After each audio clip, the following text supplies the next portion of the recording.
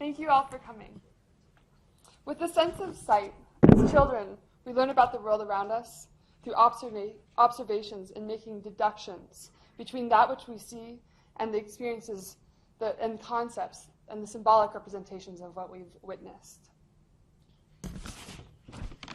Now imagine a different experience where the information you get about the world comes to you through touch, an additive process where you learn about the world around you through making the connections between small bits of information obtained through other senses.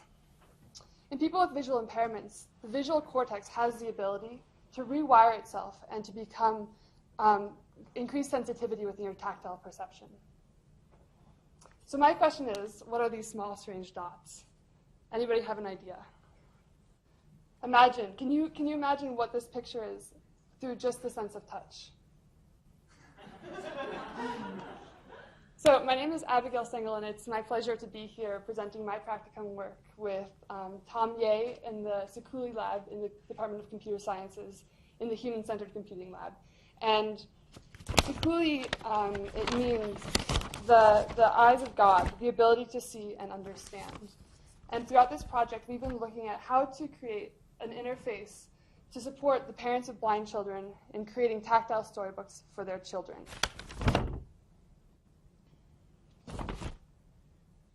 So in the United States alone, there are 600,000 children with visual impairments, 60 of whom are completely blind. Resources for these students are very limited. In schools, budgets are very compromised, and there is barely enough funding to get basic learning materials to the students. Our project is focused on the students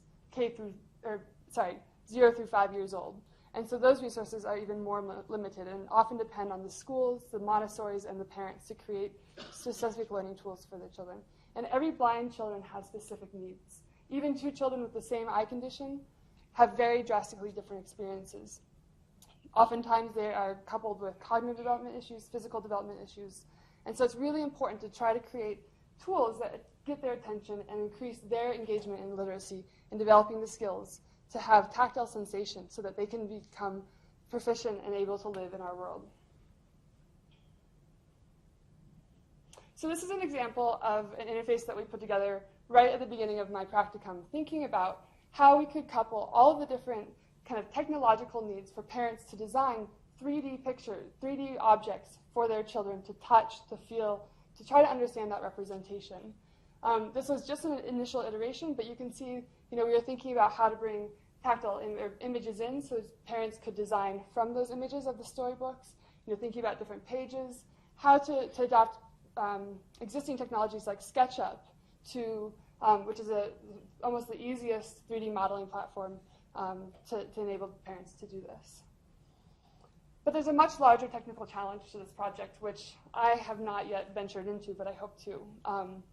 And that is looking at how to capture 2D images and through natural image processing, create 3D objects, and then also going to the 3D printing and finding out how to convert file types, STL file types, into the appropriate format.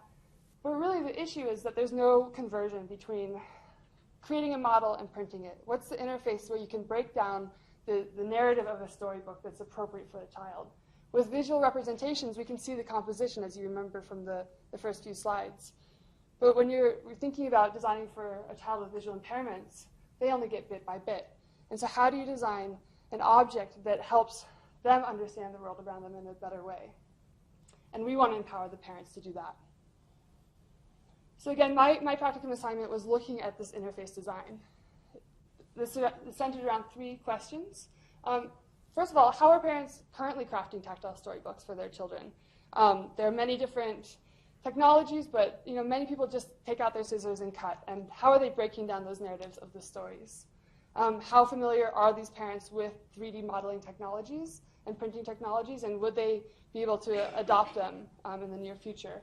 And thirdly, the most complicated questions is how do 3D models really represent what we want them to? Are they necessary? And that's going to be a question that we're going to be looking into for a while.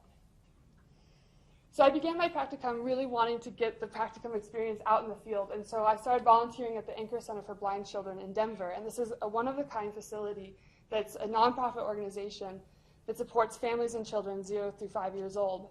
in learning to see. Regardless of what vision they have, the aim of the center is to help these kids learn to see, whether that's through touch or hearing or time.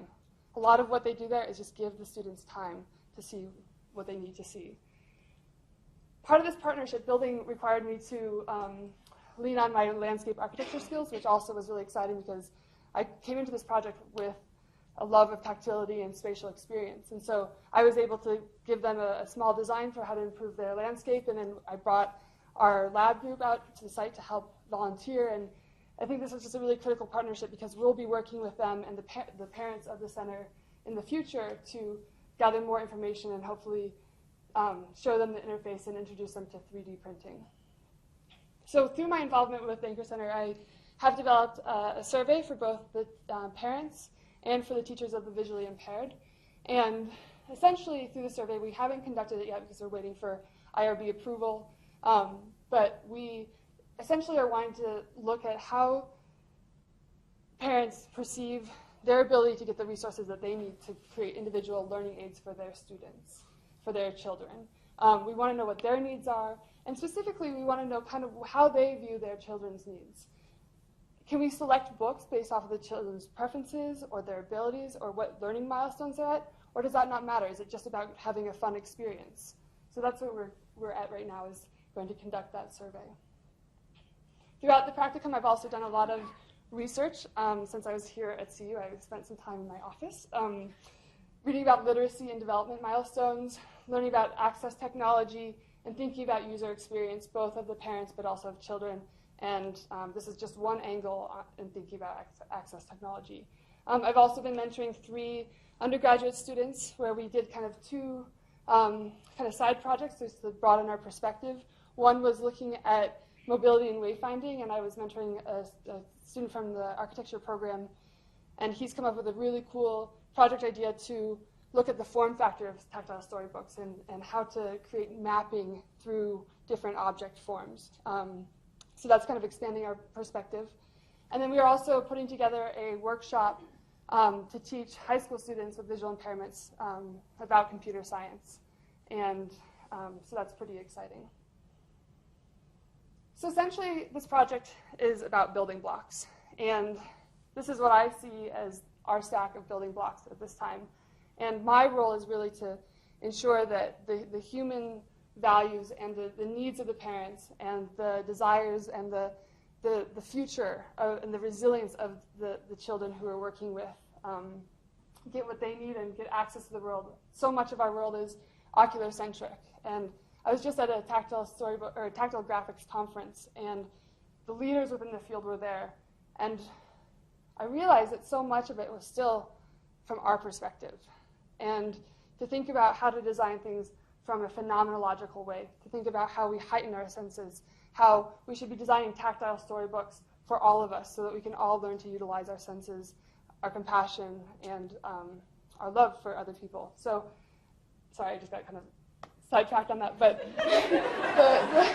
the point is just that, more technically speaking, I think that, again, there's a lot to learn in this process. I've been mostly focused on the human factors, but looking at, again, the 2D to 3D image processing, how to import images, how to create libraries of tactile images, how to create libraries of tactile objects, similar to the Google Warehouse, but how to make sure that they are being composed in ways that are very accessible for a child's mind who only is capturing bits and bits and building up these beautiful conceptual models of what the world would look like for them.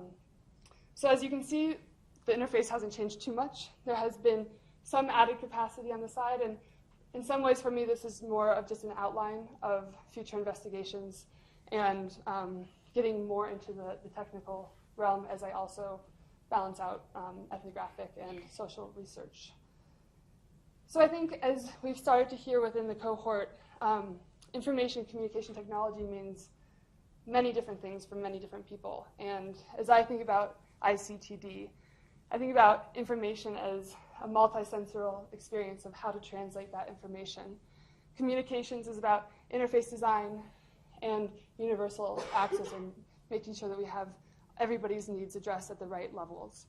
Technology is about user-centered design, human-computer interaction, human-centered computing, as well as learning about 3D printing, 3D modeling, image conversion, natural image processing, and spending time with some wonderful colleagues who teach me kind of more of the technical lingo. Does anybody know what this is?